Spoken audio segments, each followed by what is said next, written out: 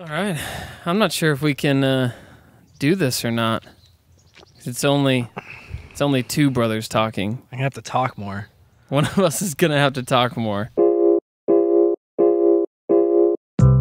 I put all the pressure on. You can be Andrew's voice. I'll be Andrew's voice. Give me the voice today. of Andrew. We can pretend like this is how Andrew would add to this conversation and just go with that. I don't think that was really a convincing impression of Andrew. It wasn't. But I knew it wasn't my own voice. We're also running the risk today of running several risks. One of them is that... You said running the wrist today. No, that makes not running no the sense. risk. We're running the risk that our ratings are just going to plummet today because Andrew's not on it. We're doing a lot of risks today, dude. People are just going to hear that he's not here, and they're going to turn off immediately. We're also But they already downloaded it, so joke's on them. Ha, you already subscribed. Counts in our total, just the same. We've already counted what we need.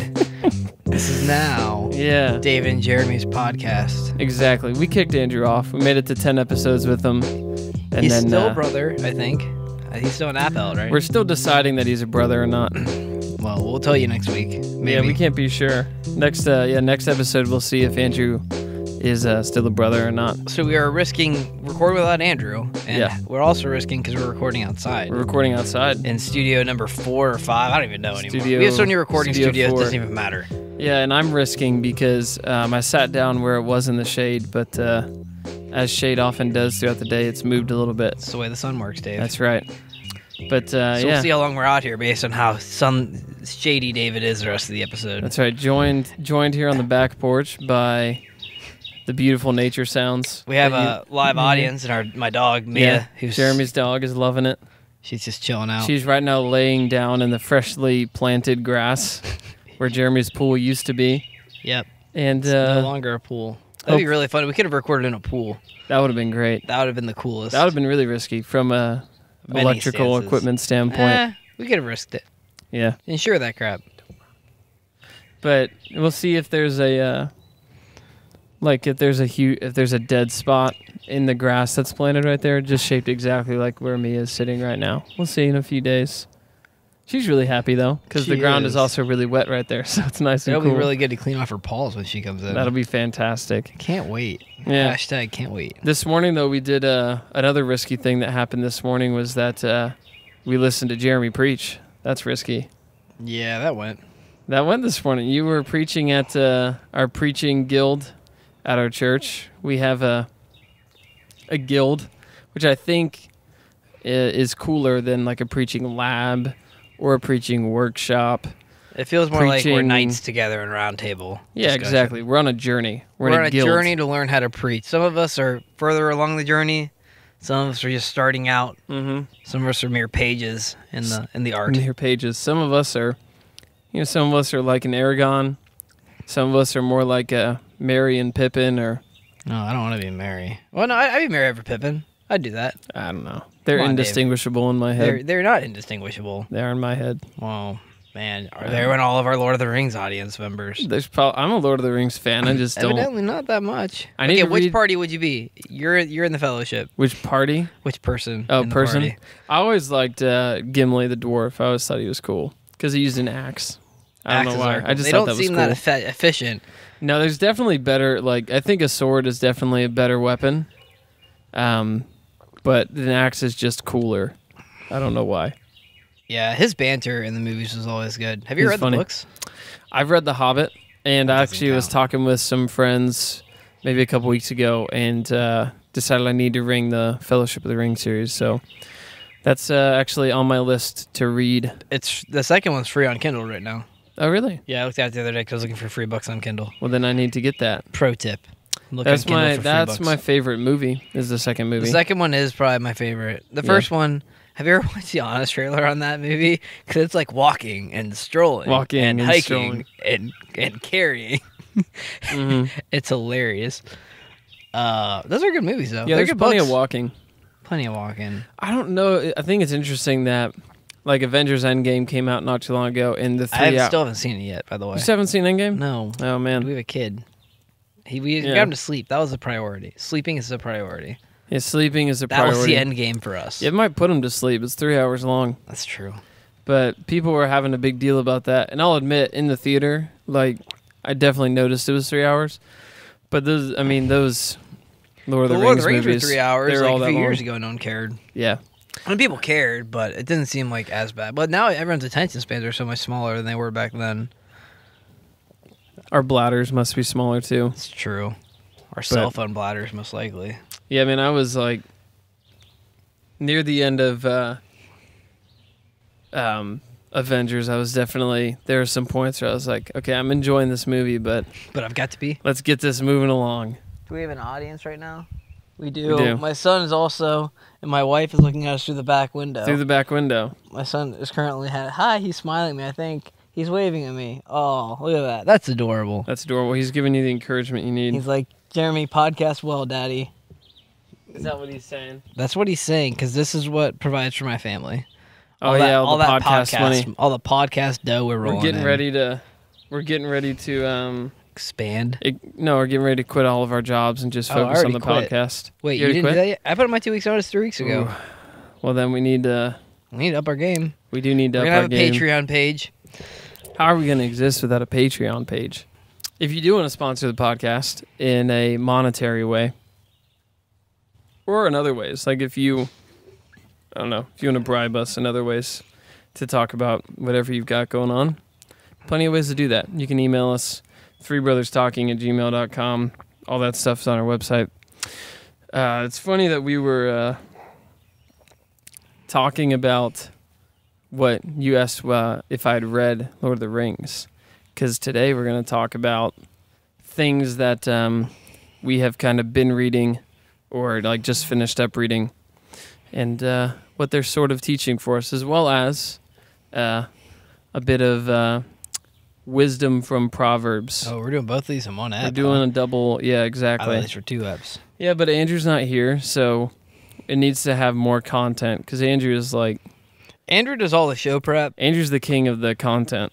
Dave and I just come in and wing it most of the times. Granted, I did make that big long list of questions, but even that's really all the effort that Jeremy's ever put into the podcast. No, that's not true. I've driven places. He's driven. I've provided food sometimes, or that's all I got, Dave. Debatable. All I am is a pretty face and a smile. You know? I know. We didn't get anyone did we get anyone that stopped listening because of that podcast yet? I mean, I don't know. I don't think so. We just crossed over another 100 subscribers, which is pretty dope. Yeah, so we're basically Doctrine and Devotion on steroids. I would, but that's kind of an insult to us, you know? I mean, I guess we're higher. We're bigger than them now. They've got a neat little podcast. A neat little podcast. I wonder which one you'd say. If little podcast. See, we can't do the podcast husband and wife thing because we have 3 of us. Yeah. Unless it's like a sister-wife situation. Like a Mormon situation. We don't want to get confused and all that. We are not Mormons. What was it Nice Little Podcast? A neat little podcast. Neat little podcast? Neat little podcast. I don't know. Reform podcast, neat little podcast. Is that what it was? I don't know. Somebody called them that one time. That was a little underhanded compliment that they received. I would take it. If someone called me a neat little podcast, like, oh yeah. I'm just happy that people know about the podcast. I know. Right now, I'm like, whatever. Whatever you want to call it. Like, my grandma's listened. Yeah. She that's was neat. Pretty proud of us. That was pretty neat. My mom, my wife has listened, I think, on occasion. My wife can only get through about half the episodes. Yeah. She hears enough of my voice, throughout the day, so. My wife just loves my voice. She's like, oh, man. Never gets tired of it. Never gets tired of it. I'm sure. When I'm doing, asking for things. I don't know. Except when you're like, hey, where's this? Where's that? Where's this? Where's that? Do you want me to do this? Are you the person in your marriage that's asking where things are? Are you the person that's telling the other person where things are? I'm usually just asking where my wallet is. Like, oh, where's really? my wallet? I don't know. Where'd you leave it last? I don't know. Who knows where it is? Who knows? Everything is somewhere. Everything is somewhere, and that's. Well, I thought I left it in my pocket. I usually put it on my desk, and that's why I went to the lake. Like, we had that bonfire the other day, and I always had my wallet, my keys, and my phone. You were freaking out at this bonfire. Yeah, because I was like, "Where's my wallet?" I'm sorry, it has my credit card, my office, my work credit card. Cancel all that stuff. It's fine. Okay, you're right. Get you a new driver's license. But in my head, I needed to know where it was. You're like, no, you did not have it here, and you asked 20 times. Yep. I did, and then it wasn't there. It was up at the house. That's a quick recommendation, though. What? Carry your wallet wallet with you? Go on a vacation and have a bonfire on a beach. Go to Target, especially get some supplies that your siblings can make fun of. Exactly, especially if you've been on that vacation near a beach for 5 days and it's rained 4 of those days. Yeah. Then the bonfire when it's not. Actually, it was just kind of barely raining on us. then it's still very fun. You're just excited that you're not getting flooded, which that's true. The rest of Central Ohio pretty much got flooded the whole week while we were gone. But I was really worried I was going to come home and the basement would be flooded, quite honestly. You're like bracing yourself I was like, for oh no, how well does our sump pump and all the walls work? And you just got rid of this pool in your backyard, which caused some drainage issues for a little bit. Right. And so I was kind of expecting you to come home and some of your new grass might be kind of flooded. It's still kind of, but I mean, it's getting there. That's a bummer. I'm on a second floor apartment, so I don't have to worry about it. Yeah, but you have much. to worry about tornadoes because you could die. It's true. See, I just be like, whatever, I'm in the basement. We had those not too long ago, and I was just sitting there for about maybe an hour. My wife was still asleep, and I was like, all right, is this wake my wife up, or is this I can stay awake? Or is this like, do I get in the car and drive 10 minutes to Andrew's house where he has a basement? So, I remember one time it was when we had the apartment, we were on the third floor. It was the second or third floor. I can't remember. But I went to the gym. If I wasn't there, then it was third floor. It was with Andrew because it was in our third floor apartment. And Andrew was at school or something, and they had a tornado warning. And I'm like, well, I'm in a third floor apartment. I'm like, I might as well go to the gym and like work out because like at least in there's it's the first floor. It's like concrete walls. Mirrors all over the sides of the walls. No, it's a rec center. The girl rec center's not that bad. Oh, you're at the rec center. I thought you meant the apartment gym. No, not the apartment gym. Because I was like, well, I'll be on the first floor, like, and I'd be safer there. Yeah. So I drove through the thing. My mom yelled at me. If these weights are flying through the air, they're just gonna knock me out faster. Yeah, exactly. And then I wake up like later, like, oh, I missed it. You don't wake up if like a 45-pound plate swinging through a tornado hits you. It sounds like something for like Final Destination. It does, doesn't it? Like that's exact. That would be one of those scenes. That's a movie that's gonna come out. I just saw some stupid trailer for a movie called Crawl or something.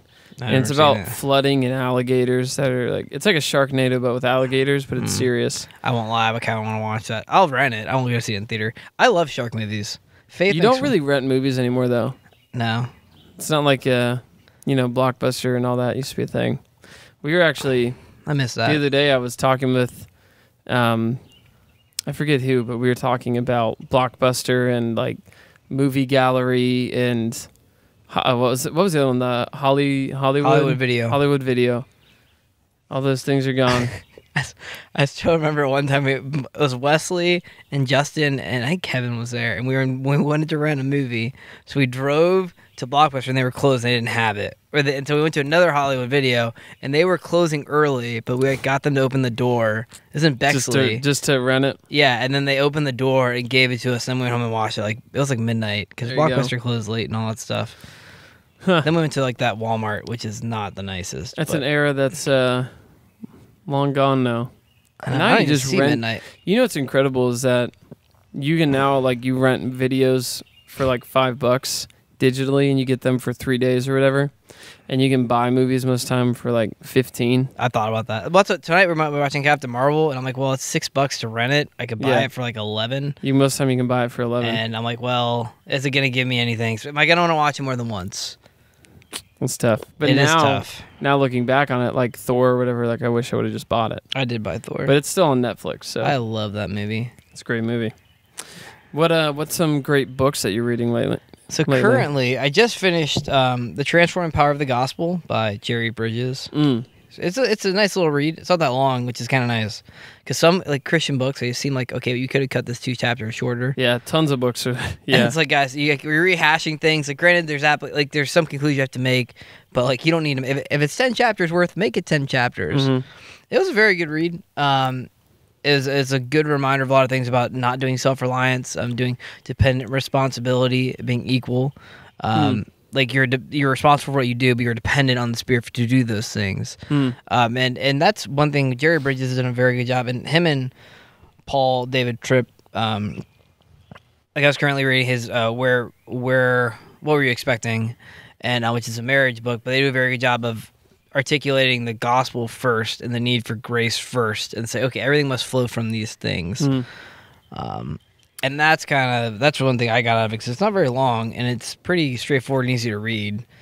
Yeah, I think that's something that is in almost all of Jerry Bridges' books is, the gospel itself and grace, and how grace pushes us and empowers us. Yeah.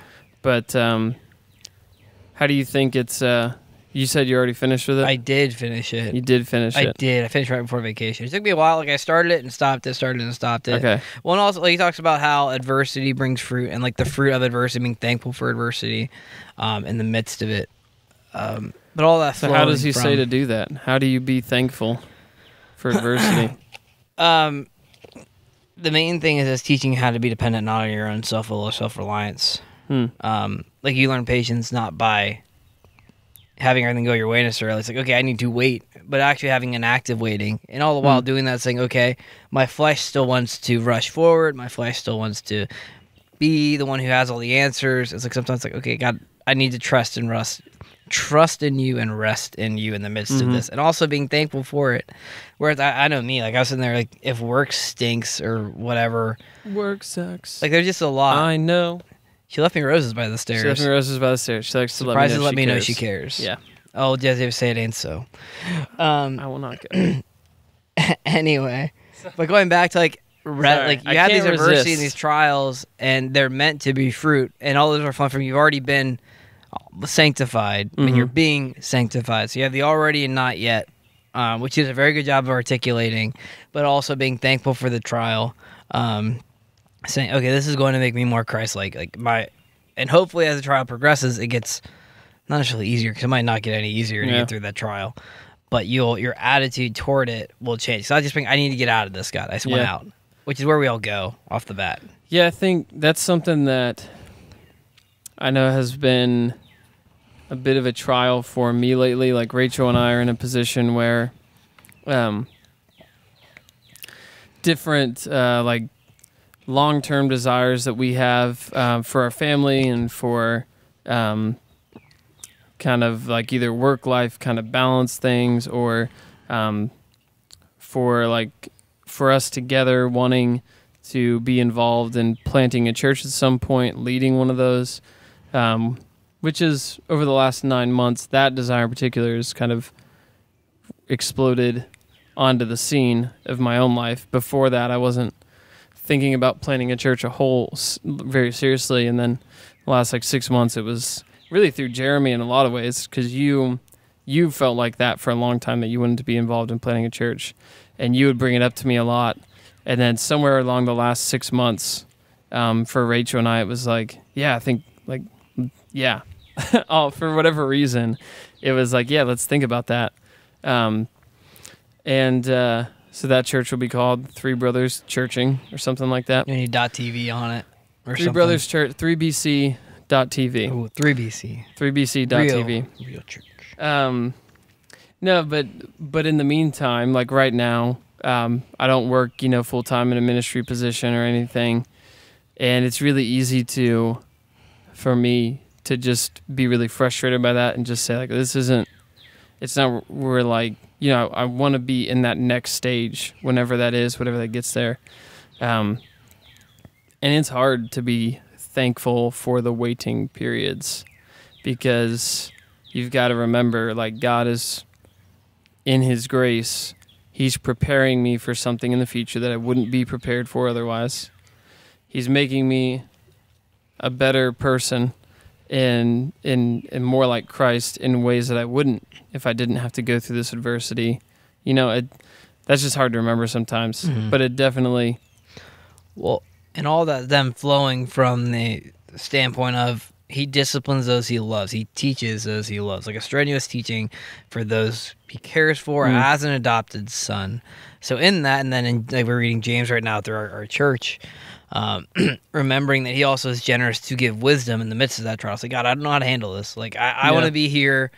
And a friend of mine once told me, he goes, look, God doesn't want to love this future version of you. He wants you. He's loving you now in the midst of this, and he continues to love you. He doesn't want that. You'll get there eventually by his grace alone, but he wants to meet you here now, not there. His grace doesn't just give you the best in the future; it also gives you the best now. Well, that's what countless songs like he's close to the brokenhearted.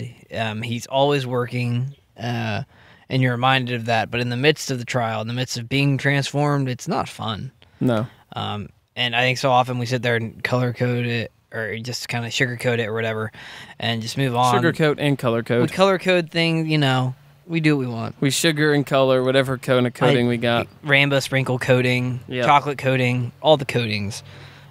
But all the while sitting there thinking, God, am I thankful for this? Like, am I actually being, like, on the one hand, being content in all situations? Is I must be thankful even when I don't want to be thankful, because it is still saying he's still with me in the midst of it. And it doesn't mean being 100% happy with the circumstances. Yeah. It's okay to be pushing forward to the next stage, all the while still being content in where you are and relying on him in that. Yeah, that's good, man. That's definitely easier said than done at times, right? Yeah. And I mean, now as our podcast goes through a bit of a trial, we just had a neighbor start up their lawnmower, so I think we're fine. But yeah, somebody go tell them to stop. No, it's fine. Two houses down. 2 houses down. They're not friends of the podcast, but this is one of those trials and tribulations. This is the trials and tribulations. Satan working against us. Yeah. No, I think one of the things that I've been reading, kind of turning the page a little bit, is yeah, I know, right? That was good. That was a good segue. Thank you. I've been reading. I just picked up a book called 8 Hours or Less, which is a book written by Ryan Hughley, I think, or Hughley. Hughley, like the comedian? I don't know, maybe. No, it's not. Hugulley. It's Hughley. Hughley. Anyway, he's a pastor, and he wrote this book because he felt like every week he was very exhausted by sermon prep, and like it just took so much time and it just took so much effort, and he always felt empty at the end. He always felt disorganized. And as somebody who preaches every so often, I've not yet felt like I figured out a really good system for like planning my sermons. I feel like every time I preach, it's always kind of a different approach. It's kind of a different like time investment. And so I wanted to pick up this book. It was recommended by a lot of people that I know. And so far it's good. The best part of it so far has been the first part of it. He lays out the idea of a faithful sermon and what it should be and what it shouldn't be. And one of the things that's really powerful in there is that he talks about why preachers should lean towards expository sermons. And he said one of the things that we forget when we're preaching is that we're teaching people how to read the Bible. That's what we do when we're preaching, is we're not just giving people a talk. The way that whenever you read a verse, you're reading it together, and then the pastor, whoever's preaching, hopefully a pastor, is leading you through like a lesson from that text is what it's supposed to be. So that hopefully kind of trains us, like, here is how I study the words of a Bible verse. Here is how I understand. Here's how I look up the historical context. Here's how I do this and that. The way that you preach communicates a certain method of studying the Bible. You know, do you put your own meaning into it? Do you get to put your own meaning into it, or do you start with what the originally says? Mm-hmm. And on top of that, the reminder for preachers and teachers in this book of your goal is not to put together something that's perfect, because you can't. Your goal is not to please man. Your goal is not to try to be impressive. Your goal is just to do what you're supposed to do faithfully. So just be accurate, put in an honest effort, and put in a prayerful effort. And if you do those things, you can kind of rest assured saying, all right, I've put in enough time, I've put in enough work, and God will do with it whatever he needs to do with it. Mm-hmm. But not just in preaching, but in all of life, we can get into that attitude where we just kind of, I like to call it just white knuckling on things, where things aren't going right. Like kind of you talked about when you're in a trial, you have a response of either, all right, I'm going to grab tighter onto this and try to like force the square peg into the round hole now, or I can let go of it and I can let God shave the peg to the right shape and then put it in. And it's so easy when you're stressed or whatever to just grab onto it tighter, the problem or whatever it is in life and just, obsess about it hours and hours and hours of worry and thought and all that thing. And instead, what we often need is to be able to release those things into God's sovereignty, to let him take care of those things, and not simply, let go and let God, but, let go and let God take control, but then also get to work, but do it without the anxiety part of it. Do the work without the nervous, anxious, fear of man, fear of pleasing man, fear of impressing other people. We don't need those things. We just need the desire to do things faithfully and fairly. And that's, that goes for preaching. That goes for how you handle your job, how you handle your family. Well, you can get everything. So caught up on the analytics of it all, saying, okay, and even the fact that if I mess up and make a mistake, and granted, you don't want to do that willingly or purposefully, but also saying, okay, most often, the longer you work on something, it's going to have diminishing returns. Either you're going to start cutting stuff out to then please someone else, or you're going to be rethinking things so much you aren't going to have a clear thought. It's not cohesive anymore. So that fine line of saying, okay, I've done my best. Like even this morning, like, okay, like I could have done this from blue in the face. I'm like, okay, I did the part that I had to do. Yeah. And like, okay, I'm going to trust that God's going to do what he's going to do. And it might not be perfect, but you do the best you can. Yeah, I don't know how many sermons I've preached. It's not like it's some amazing amount, but I've definitely never preached a perfect one. Well, that's true. Yeah. I can vouch. Definitely, most of the time while I'm preaching, there's things in my head as I say the sentence where it's like, oh, I already forgot something. Yeah. I want to say this there, or man, that came out really wrong. Yeah, or that's why did I even think of that? Yeah. That's not what I meant. Yeah, there's always those things. And like you said, it goes back to what you talked about with, what's the name of the book you brought up? Transforming Power of the Gospel. Transforming Power of the Gospel. So what when you make a mistake? Like, if you make a mistake, you say something wrong, you're trying to witness to a coworker, you say something really clumsy, you do this wrong, you do that wrong, you mess up. That's why there's grace for all those things. Right. Well, like we had read earlier, today we were reading 1 Timothy, and it talks about grace, mercy, and peace. And those evangelizing, being ministering, it's like, okay, you need a mercy to even see yourself from like Matthew's Henry commentary. You need mercy to see yourself correctly, but also seeing Christ in that view, and not just get too bogged down by the mistakes you're inevitably going to make. Yeah, because like you talked about this morning in your sermon, the Apostle Paul starts the letter by saying grace, mercy, and peace to Timothy. He says almost in all of his letters, he says grace and peace. Because there's just something simple in there. Like, we need to be reminded grace is there. Yeah, to do what you need to do faithfully. Yeah, like grace is there for that. Grace is there for you. But it's not there for you when you lean on yourself. Yeah. When you trust in yourself, when you trust in your own ability, when you're not, when you're not really understanding how Christ is the one that's sovereign and you're not. Right. So, yeah, I think another thing I've been reading is, actually, I've read through the whole book of Proverbs the last, what'd you say? You're so wise. So wise. The whole book of Proverbs in the last, I don't know, maybe a couple of weeks, I read through the book of Proverbs, and I don't recommend moving that fast through the book of Proverbs, to be honest. I'm on a reading plan this year. I'm trying to read the whole Bible in a year, so I had to move that fast. Boost your reform score. Exactly. It just had been a while since I read through the whole Bible, so I was like, I should do that. But there's just a lot. Like, when you read one chapter of Proverbs, there's so many different things in there that you can think about for a long time.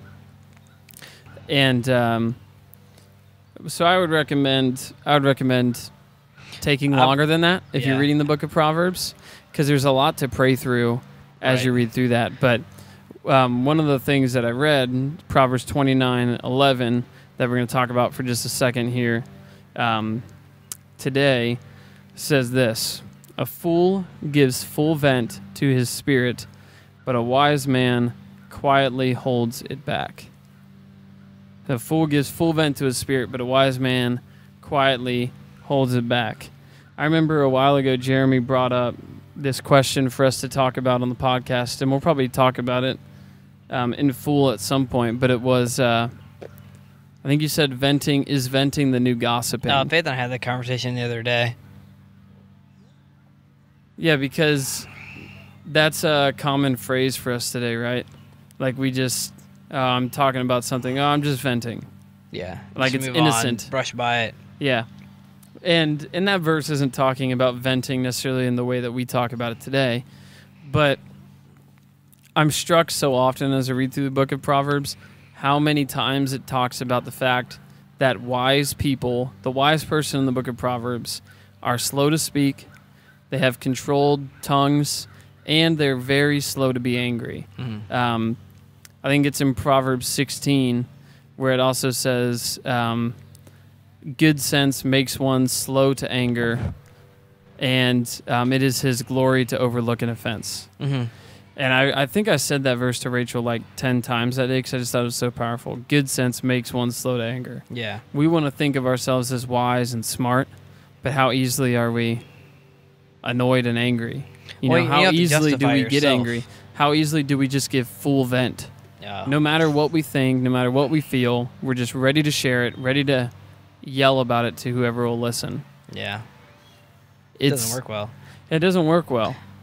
And we want to think of ourselves as mature, but I think the Bible would tell us that's one of the main marks of maturity, is that Christ's character is really rubbing off on you when you become self-controlled. Mm-hmm. That's going back to actually the book I was reading, and this made me think of it in Titus 3:2 for how we speak. But then it says, if you are, let me suggest 3 questions you can ask yourself about your speech. This is from Transforming Power of the Gospel, actually. If you are, let me suggest 3 questions you can ask yourself about your speech to or about others. Is it kind? Is it true? Is it kind? And is it necessary? And like, granted, not everything is going to be completely needs to be necessary. It may not come. It might actually be kind, but your motive can be kind for why you want to do it. Mm-hmm. But starting from opposite point, is it a true thing? And there's some things you're supposed to get angry about. Like, we all know there's certain things that you be angry and do not sin in the Bible. Yeah. But far too often, our anger doesn't bring about the righteousness of God. We all know that. Yeah. And like I said, most of the time when you hear people wise, like most of the wise people are very good, quick to listen, which is why it's in there. Yeah, we have in our day and age, being wise, most of the time we think of people that are just impressive, like as that category. We think of the wise person as the one who always has something to say, or always offers their opinion, always gets into fights, or like always can win fights. The great debater. Yeah, like the great debater, the great whatever, that those people are wise. When really Scripture is saying, like, no, the wise person is the one that knows which battles to pick. Mm-hmm. And like you talked about, the one that speaks truthfully, kindly, and when it's necessary, but doesn't just throw his opinion around in order to throw his weight around. Because honestly, like in today's culture with social media and everything, it's easy to we do give full vent to our spirit. All the time. Like, and we can, and we have a huge audience to do it with. People will like it. People will retweet it, even if it's nonsense. Mm-hmm. If it's angry or if it's passionate and it taps into a passion that other people have, people will retweet it, even if it's total foolishness. Mm-hmm. You can become plenty famous, plenty popular, even while being a total fool. Yeah. And we need to have a better definition of wisdom, because you will have much more peace, much more joy in your life living as the wise person than the fool. You will have so much more. Not only will you please God more, but you will have so much more peace because you will be self-controlled. You'll be in control of your emotions and your feelings rather than those being in control of you. Well, it also lets you be reliant on yourself because you obviously don't have all the objectivity, all the understanding of all the variables in the situation. Mm-hmm. It really comes with humility. Like, wisdom goes hand in hand with humility, recognizing that you don't have every answer and you don't need every answer, and you don't need to answer everything that's wrong. If am in a conversation with a friend who's a sincere Christian and they say something that is theologically off, it doesn't mean that every time I hear them say something theologically off, like, all right, it's time for me to correct that. Yeah. Or maybe it's time for me to just listen to that, put it in the back of my head for future, and then maybe it'll come up again when it's more important. But I really like that. True, is what you're speaking true? Is it kind? Is it necessary? Yeah. Well, that's what, even thinking through, like, how we interact with friends and spouses, and obviously, you can ask Faith, I don't do this perfectly, but I'm trying to do it better and think about three things. Like, okay, how am I reacting? Is what I'm going to say, is it true? Is it necessary? Is it kind at all? And if it's one of those things, it's like, okay, then you're not going to say it. Yeah. Well, am I giving just full vent to my feelings? Right. Is it just a reaction, or is this like, in the other verse, building each other it up. says it's his glory. It says it is the wise person's glory to overlook an offense. Right. Which is very unpopular today. We don't like overlooking. When you get offended, when somebody does something against you in today's culture, it's almost better to be offended. It's definitely not that we don't think it's your glory to overlook an offense. No, it's your glory in today's culture to bring the person down that offended you. Yeah. But no, Scripture tells us over and over again. It tells us in the New Testament so many times that you're going to have to swallow the offense of other people, even people in the church. Like, if you want to be loving and healthy, if you want your local church to be loving and healthy, you're going to have to be able to swallow some hurt from fellow Christians even. And you're going to have to, love covers a multitude of sin. It has to be able to overlook an offense at times so that it can maintain a friendship and deal with things in healthy ways instead of emotional ways. Yeah. And that's just, that's something I feel like I've been learning for, years and years at this point, is how to shut up, When is it not my turn to talk? Somebody else can get to it. If nobody else gets to it, then it didn't need to be said. Well, like I said, not everything needs to be said. Not everything needs to be shared, especially not in that moment and not in that audience. Yeah. Sometimes it's I think most of us would do better if we thought, whether it's a tweet or a Facebook comment or a text message or a phone call or face-to-face in a Bible study, one-on-one, whatever, we would do so much better if we stopped before thinking and said, is this, true, kind, necessary? Am I just giving full vent to my feelings? Is it just came into my head so I get to say it? Am I playing up an offense instead of downplaying it? Scripture tells us to turn the other cheek, to downplay the offense when possible.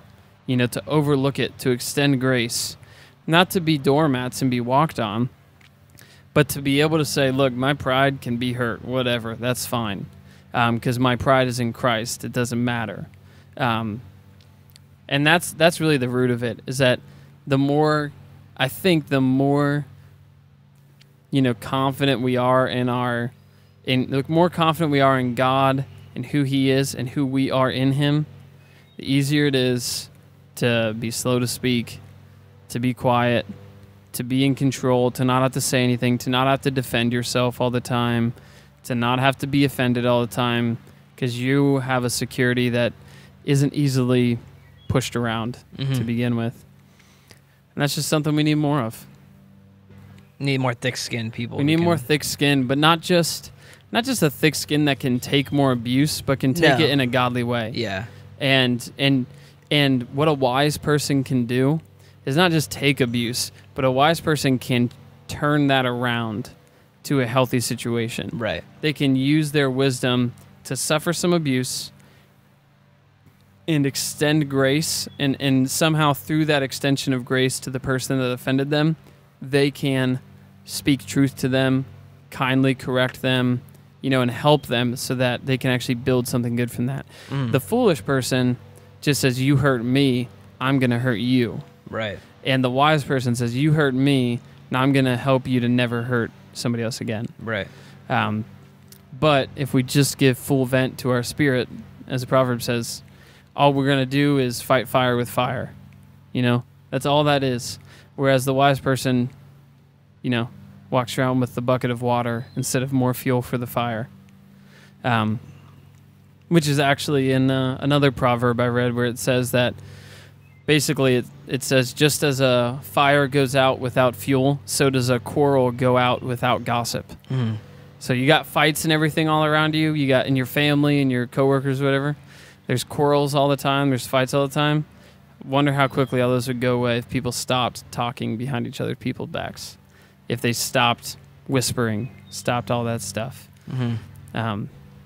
Let's be wise, and let's let the wisdom start with our tongues, with our mouths, you know? Let's let it start there. Read through the book of Proverbs, and you will be amazed at how many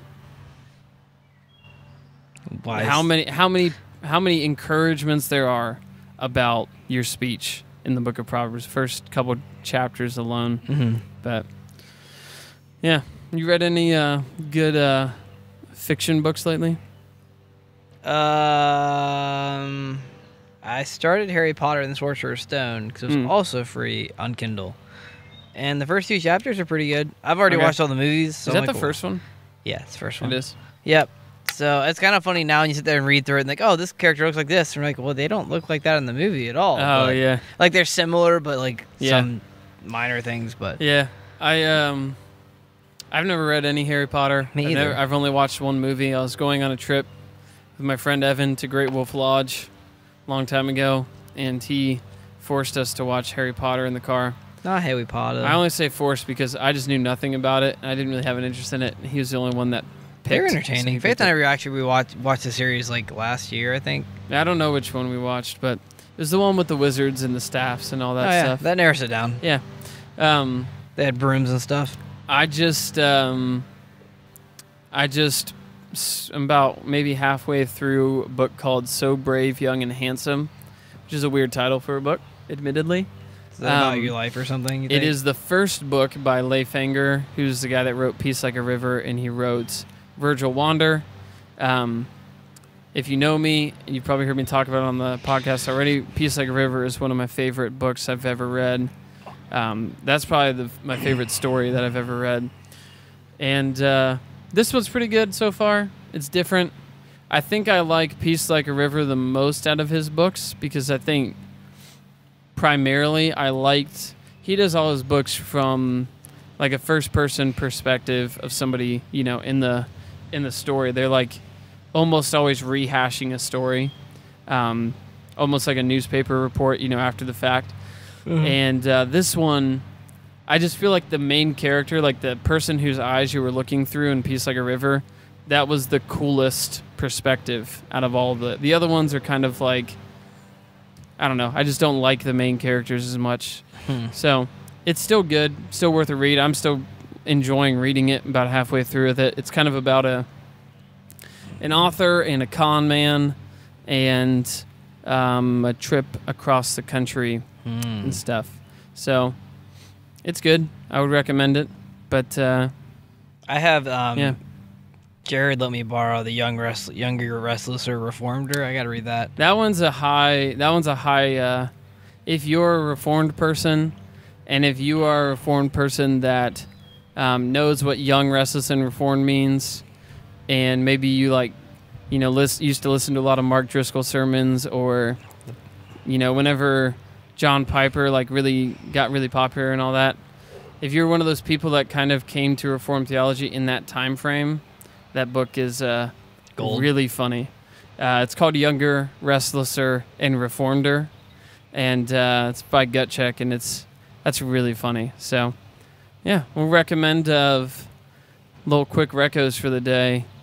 One is to have the bonfire on the beach, but more pertinently, the book of Proverbs, recommended. The book Transforming Power of the Gospel by Jerry Bridges. Book So Brave, Young, and Handsome, 8 hours or less. And what was the last one we just talked about? Younger, Restlesser, and Reformeder. Also, change your oil in your car every 3 months.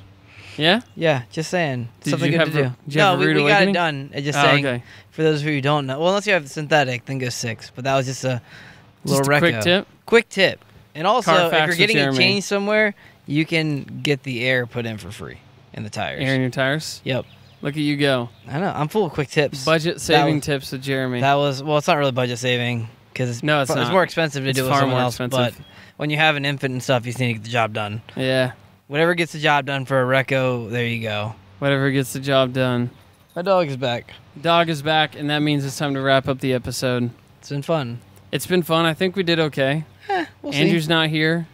We'll see. See if anybody actually listened to this episode. They all see if clicked Andrew off. listens to this episode. Yeah, we'll see if Andrew does. If he critiques us as wow, we could have him do his own episode to make up for it. Andrew's not going to listen to the episode. He will. I don't know. We'll see. We'll see. We should make him do his own episode by himself and Yeah.